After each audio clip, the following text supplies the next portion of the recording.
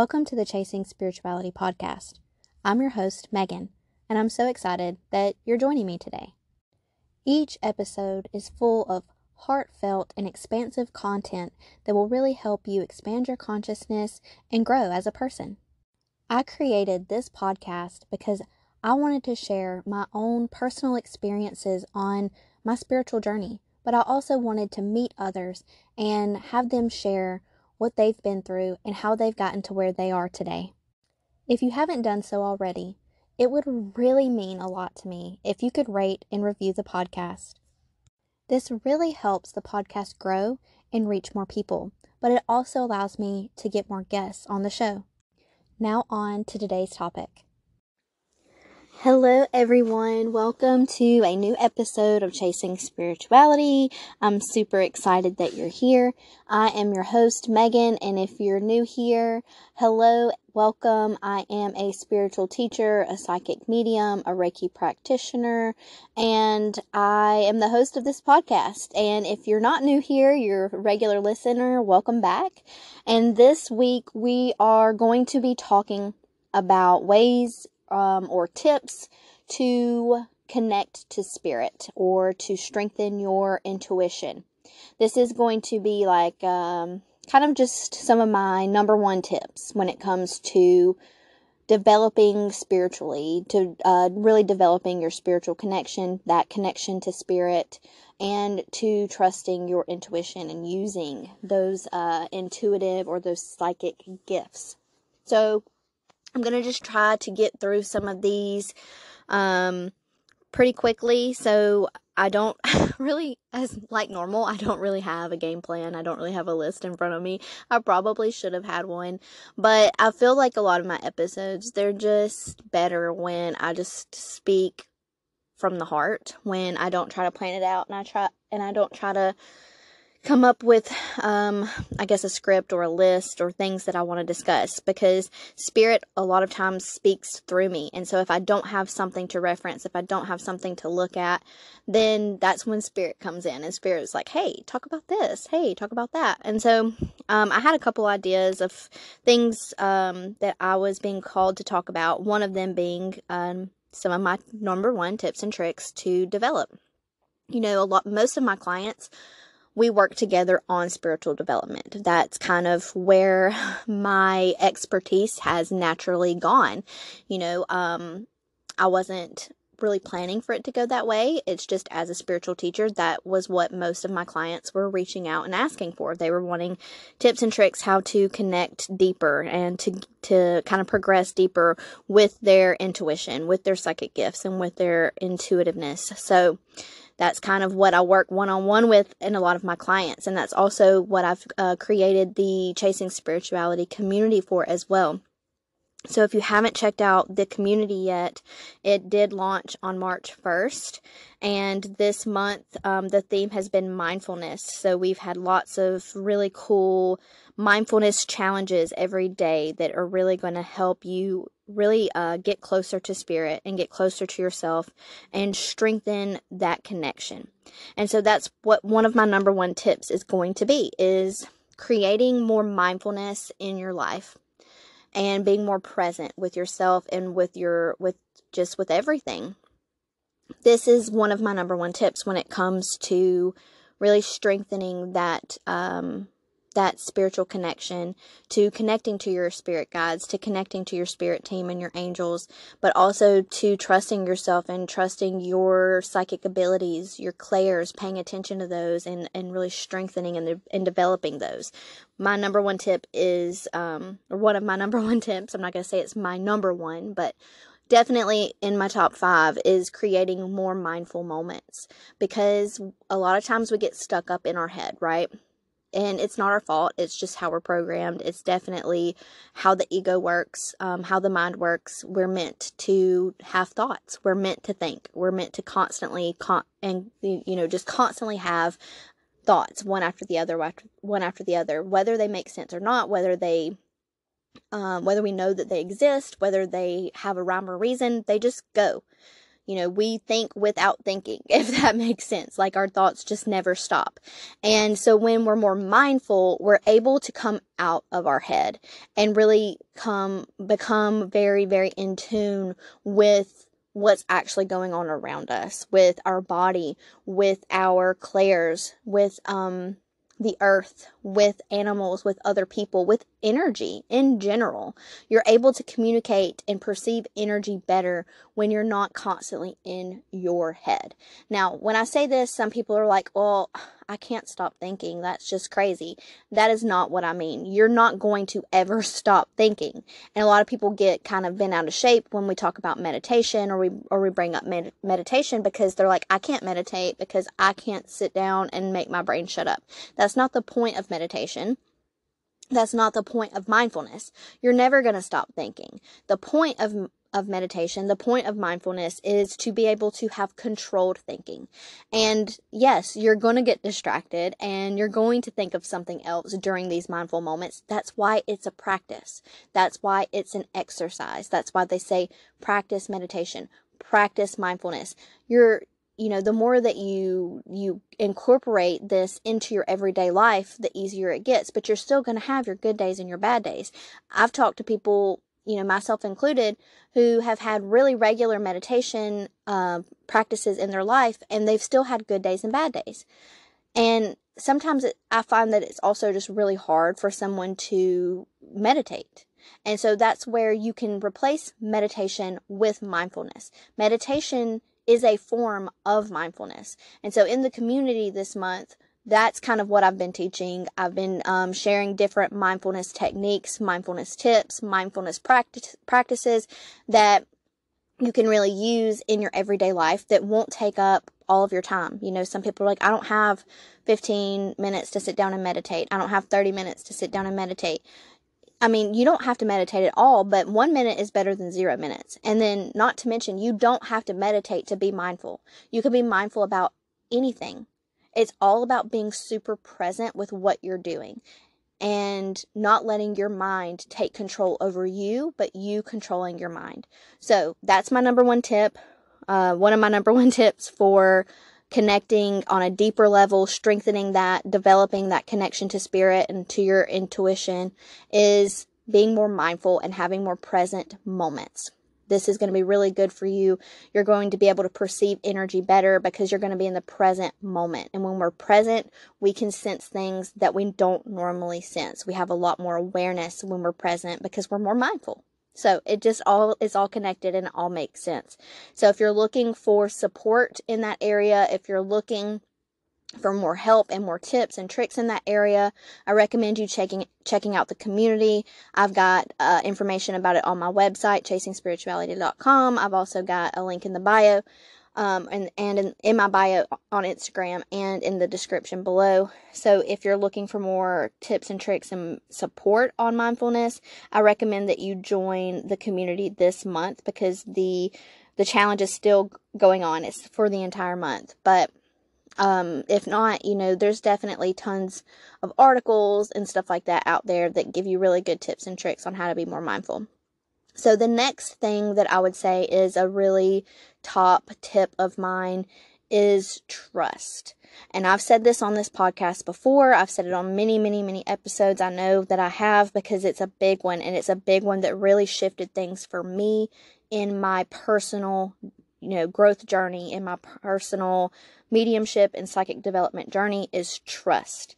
Most of the time, we do not trust ourselves. We do not trust that we have the ability to do this. We don't trust or believe that we can connect to other people's energy, that we can read other people, that we can connect to spirit, that we have these clairs. We don't trust it. And it's just self-doubt, it's insecurity, it's not having proof, not having, validation that we're able to do these things, because some of this stuff is hard. Like, it's hard to believe it when it's something that's not tangible. It's something that can't be proven. And so I'm going to have a few different layers to this that's going to help you kind of build into that trust and really learn to embrace your gifts and trust yourself. Because if you don't trust in yourself, if you don't trust in your gifts, if you don't believe that you can actually do this, then it doesn't matter what tips and tricks that I give you or that another spiritual teacher gives you, they're not going to work. In my opinion, trust is actually the number one thing. Like, it is the number one thing when it comes to growth and development in this area. Because if you don't trust, then you have nothing. It doesn't matter what advice I give you, what tips and techniques I tell you to take home. They're not going to matter if you don't trust that you can actually do this. So, first of all, make sure that you're telling yourself every single day that you can do this, that you are psychic, that you are medium, that you are intuitive, that you connect to spirit, that you connect to energy. Make sure that you are reaffirming those beliefs.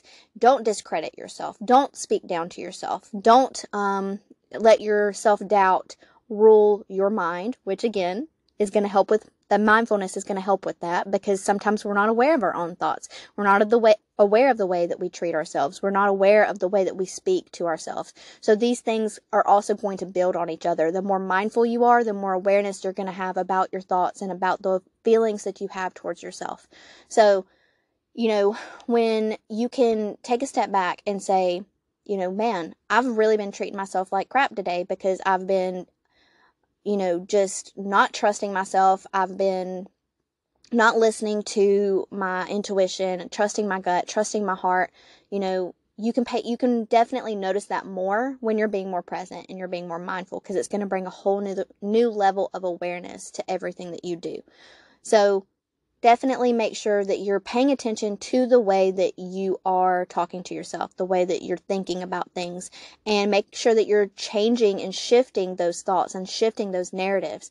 If you notice that you're starting to feel down, you're starting to feel a lack of confidence, you're starting to say that you don't, or feel like you don't really, like you really can't do this, make sure that you're following that up with, something positive. And it's okay to have doubts, it's okay to be scared. It's okay to not always, think that the best of ourselves. It's natural. So, if this is you, I don't want you to feel like I'm judging you. I've definitely been here. This was one of the biggest obstacles of my own journey. But it's about being aware of what those fears are, of what that negative self-talk is. Sorry about that. So when you can bring some awareness around that, that's what's really going to help shift things. It's really going to help you realize how you talk to yourself and the kind of things that you say. So the next tip that I would say, that's not really like a next tip, but is more so connected to the trusting yourself and making sure that you're building yourself up and you're believing that you can do this. There are some things that you can do other than paying attention to the way that you speak to yourself and having awareness around that. There's some things that you can do that can help with that reassurance, and it's getting validation. So the best way you can get validation that you can actually do this and that you have these gifts is through practice. So I recommend that you practice your gifts. You practice using them in a safe environment, in a safe setting where you don't have to worry about judgment, you don't have to worry about being wrong, you don't have to worry about messing up. Because a lot of times we don't want to put ourselves out there, we don't want to go for it, we don't want to put our predictions or what we're feeling or what we think we know. We don't want to put that out there because we have this deep rooted fear of being wrong and what that looks like, how that's going to feel, and how shameful it will be to be wrong. And then if we're wrong, then we're going to be discredited and we're not going to believe in ourselves anymore. And so it's really important that you get practice with someone that you trust, or with friends, with families, with other people that are developing in this same area, because it gives you a safe place. It creates a safe environment to where you don't want to hold yourself back, and you aren't as scared to put yourself out there because you know that it's just practice. You know that everyone else is practicing as well if you're able to do it with someone who's also interested in developing their gifts. And so I really recommend you finding a partner, a friend, a family member that you could practice safely with. You could also join a practice circle. There's lots of different practice circles out there. I would say on average, I've seen, like different spiritual teachers on TikTok and stuff, they'll offer different groups where you can practice together for $20 a session or $40 a session. There's different, there's just a lot of different groups out there. In my community, we do have one psychic or mediumship practice circle a month, and everyone in the community is learning. So it's definitely a safe environment with people that are on the same level as you, because it's for beginners. It's for people who just want to naturally develop and strengthen their gifts without having any pressure. So there's lots of different groups out there that you can practice with. I found it more intimidating for me in the beginning practicing with people I knew. So I wanted to practice with strangers. But it's all about what you're comfortable with. If you would rather practice with someone that you know, then that's perfect. That might be where you start off, and then you may branch out more and ask your friends and your family members, hey, do you have anyone who's into this kind of thing that I don't really know that would let me practice on them? Like that's another way that you can practice with strangers other than joining a group. But I do find a lot of benefit in groups, because that's where you're really going to receive that validation. And validation is so important when it comes to boosting our confidence. So if you're one who really struggles with believing in yourself, believing that you can do this, believing that you're psychic, believing that you're actually a medium, I really, really, really recommend practice circles, because it's going to give you the opportunity to really try out your gifts, try out your abilities, and see them work. You will see them work. I promise. I remember the first time I did a circle, and I thought that I wasn't going to get anything right. I thought that I was making everything up in my head, that there was no way I was going to have information that was accurate. And boy, was I wrong. And it's really good to, if you do have a lot of self-doubt and you do have a lot of insecurities in this area, it's really good to work with a teacher that you trust, and a teacher that can encourage you and motivate you to believe in yourself and to keep going, because it's not perfect. Our gifts, especially when we're at that beginner level, they're not perfect. We're going to get things off. Things are going to appear to be wrong or not appear always correct. And I always tell my students that it doesn't mean that you're wrong. It just means that the way that you perceived energy, the way that you interpreted those messages may not be in a way that the sitter can validate. But you will receive validation. And that's what's super, super important about practice circles, but just being able to practice in general. So I do have an entire episode that goes a bit deeper into practice circles. If you want to know more, you can go back and check that out. But that's a really, really good tool. Another thing that you can do that can help you to kind of strengthen that trust and that belief in what you can do is to start journaling your intuitive downloads, your predictions, when you perceive energy and things like that. Start journaling about them. You don't have to share them with anyone else, but if you get a feeling that someone's pregnant, or you get a feeling that you're going to get a raise, or that one of your coworkers is going to quit, if you just get random nudges about certain things, journal about it, and then make sure that you go back and you read your journal every so often, because it's going to show you that you have been predicting things. You have been reading energy. And it's a little less intimidating than saying it directly to someone, because then you can keep that to yourself. So if you don't think that you're ready to practice with others, that's definitely something that you can do just by yourself, where you don't have to work with someone else about it. So, also, going back and listening to my Claire's episode, that will help you also get more familiar with your gifts, which is also really, really important when it comes to development. That would probably be my next tip, is getting familiar with how you perceive energy, how you connect to spirit, and how your gifts work, because everyone's gifts are different. We all perceive energy differently. We all work differently. Most of the time, we all use all of the Clairs, but they're not always we don't use all of them all at once. We don't use all of them every day. And so you may be super clairvoyant. You may see things a lot. You may have a lot of images pop in your mind. You may have a lot of visuals. You may have a lot of dreams. And me, for an example, I'm not very visual. I do see images from time to time, and I do have certain things that come through to me visually. However, it's not what I would say is my number one or even my number two clair.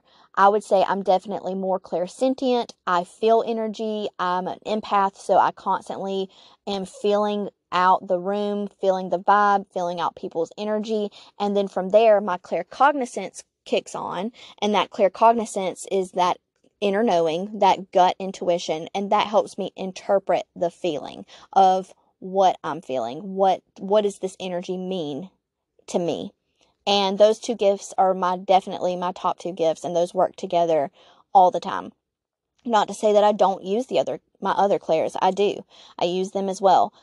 I used to say that clairaudience was second, but I don't think that it is. I actually think that clairvoyance is second. It's just really, really fast, and that's another thing about intuition is sometimes if we're not super aware and we're not really paying attention, it's gone before we even notice it, which is why mindfulness, like I talked about earlier, is super important, because the more mindful you are, the more aware you will be of what you're picking up on, of the energy that you're receiving through your clairs. So when you're more mindful, you're going to pay attention to that more. So when I'm seeing things, it's normally just the fastest image that pops into my head, and then it's gone. It doesn't linger. It doesn't stay there. I barely notice it unless I'm really paying attention. So knowing these kind of things about how you work is really important when it comes to development. And the only way that you're going to know how your gifts work is by using them and by journaling about them and by getting to know yourself, by being more mindful. So that's pretty much my main tips. There's definitely other things that you can do. Go back and listen to my Claire's episodes. Go back and listen to some of my episodes on spiritual connection and how to cultivate deeper experiences. All of that's going to be helpful.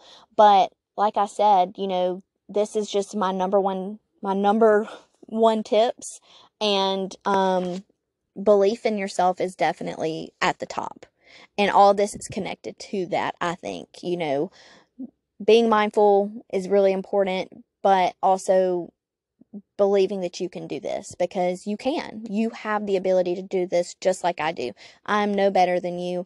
There's no psychic, no medium, no intuitive out there that is better than you. You can do this. The only difference is that they have more practice than you do. That's the only difference. So the more that you practice, the more mindful you are, the more you get in tune with who you are and how your gifts work, the better psychic, the better medium, the better intuitive you will be. So if you like this episode and you haven't given me a rating on Apple, please go and do that. It means the world to me, and I actually read all of them, and I just get so happy whenever I read those. And if you're interested in joining the community or just finding out more about the community, make sure you check that out. Like I said, this month we are doing more mindfulness stuff.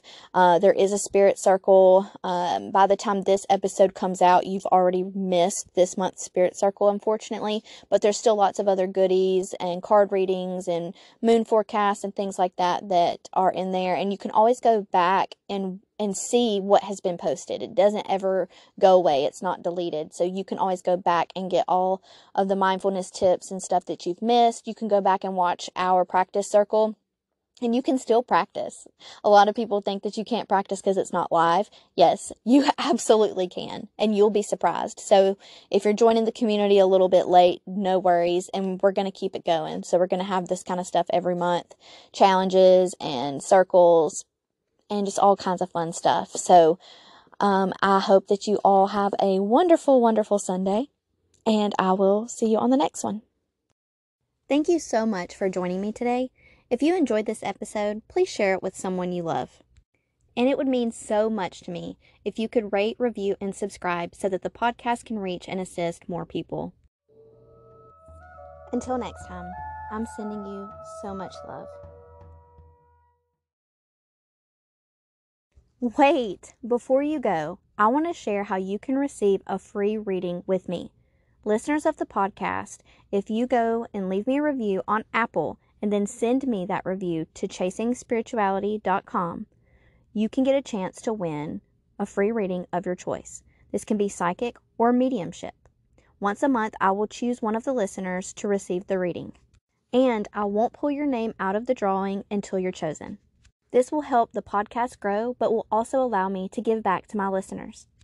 Hope to hear from you soon.